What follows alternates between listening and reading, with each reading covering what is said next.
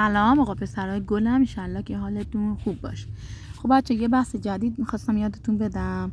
خب بچه نگاه کنید، من 6 تا تیکه کاغذ هر کدوم روشون نشانه و ترکیب نوشتم. ما میخوایم با این 6 تا 3 تا کلمه درست کنیم. گفتیم کلمه یعنی از کنار هم قرار دادن ترکیب و نشانه کلمه به دست میاد. کلمه یعنی یه معنای خاصی تو ذهن ما میاد، مثل بادام، مثل بابا، مثل اسب.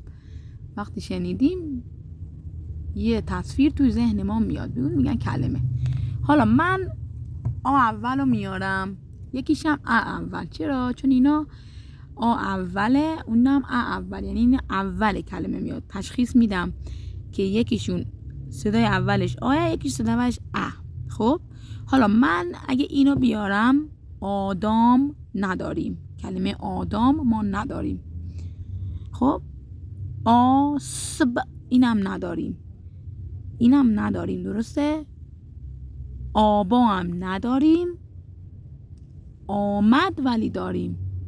پس مد با آ جور میشه. این پازل دو تکه‌ای. آ اینم مد میان کنار هم دیگه میشن آمد. خب بریم سراغ ا. خب ا با چی جور میشه؟ ادام که نمیشه، ادام ما نداریم. اسب با این تکه جور میشه. اگه من این تکه رو بیارم پایین میشن اسب. خب اینم 2 تا تکش پیدا کردیم. حالا ما دامبا نمیتونیم بگیم، اگه اول دام بیاریم بعد با هم جور در نمیاد، دامبا.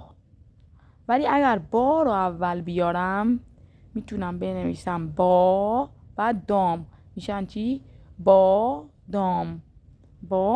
اگر این کارو بکنم میشن بادام. حالا من دامو میذارم، حالا با رو اگه بذارم بعدش که جور در نمیاد میذارم قبلش، میشه بادام.